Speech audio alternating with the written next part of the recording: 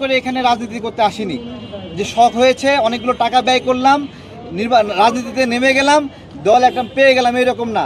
আমরা দীর্ঘদিন থেকে এখানে করছি।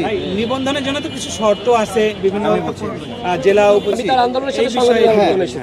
দেখুন, আমরা জানি 100টি উপজেলা কমিটি লাগবে, 100টি উপজেলা অফিস লাগবে। আমি জানা সত্ত্বেও সেটা ঘাটতি রাখবো, এতটা কি আমরা অবুঝ? আমরা 108টি উপজেলা কমিটি করেছি, 108টি জায়গায় অফিস আমরা দেখিয়েছি। আমাদের 21টি জেলা কমিটি লাগবে, আমাদের জেলা কমিটি আছে 43টি। সালে আমাদের যে কোটা সংস্কার আন্দোলন, সেই আন্দোলনে আমি এখানে উদ্যোগ নিয়েছিলাম। তারপরে আমার মনে হয়েছে রাশেদ ভাই, নুরুল হক, নূর ভাই, ফারুক ভাই, তাদের হাতে নেতৃত্ব গেলে ভালো হবে। তাদেরকে বলছে আপনারা এটা ভালো পারবেন আমার চেয়ে। তারা নেতৃত্ব নিয়েছে, বিজয় এনে দিয়েছে। 24 সালের যে গণ অভ্যুত্থান, এই গণ অভ্যুত্থানের জন্মই হতো না এখানে হলো আমাদের এই উদ্যোগ না থাকলে।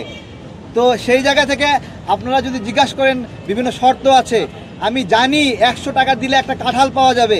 আমি 90 টাকা নিয়ে ঘুরবো নাকি 100 টাকা নিয়েই ঘুরবো বলেন আমাকে? তাহলে আমি তো সেই প্রস্তুতি নিয়েই আসছি। আমরা সব কিছু দিয়েছি। প্রথম ধাপে তারা সবগুলো উপজেলায় যায়নি, মাত্র 36টি জেলায় গিয়েছে, উপজেলায় গিয়েছে, বাকিগুলোতে না গিয়ে রিপোর্ট দিয়ে দিয়েছে। দ্বিতীয়বারে 82টি উপজেলায় গিয়েছে, বাকিগুলোতে যায় নাই। হঠাৎ করে তারা তদন্ত স্থগিত করে দিল।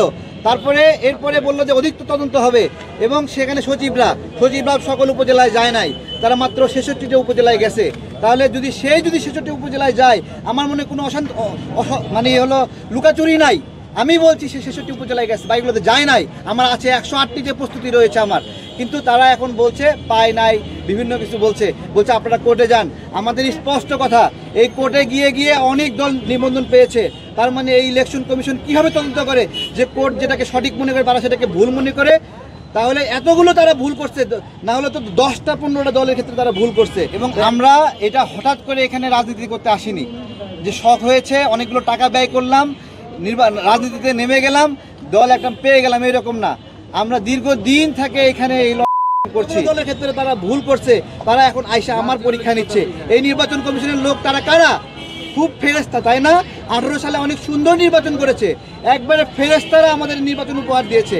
হ্যাঁ, তারপরে 24 সালে খুব ভালো নির্বাচন দিয়েছে, 2 মেয়র নির্বাচন হয়েছে, এখানে তাপস সাহেব, আতিক সাহেবকে নির্বাচিত করেছে, অনেক সুন্দর নির্বাচন করেছে, তাই না?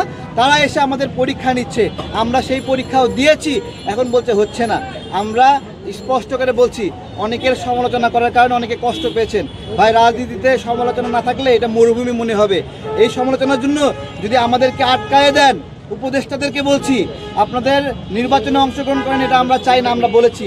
এই কারণে যদি আমরা নির্বাচনে যেতে পারবো না এরকম ব্যবস্থা করেন, তাহলে তো এটা আপনি তার চেয়ে হয়ে গেলেন যে আমার দল বল নিয়ে আমি ধাক্কাধাক্কি করব।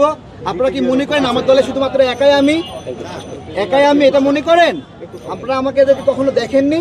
আমি একা বসছি, এটা আমার আন্দোলনের ধরন। আমি এইভাবে একাই অনশন করতে চাই, আমার সকল প্রতিনিধিকে আমি ব্যস্ত রাখতে চাই না। আমি অনশন করছি, আমার কথা যদি যৌক্তিক হয় মানতেই হবে। সেটা একা হয়, 2 জন নয়, 3 জন হয়, সেটা গুরুত্বপূর্ণ বিষয় নয়।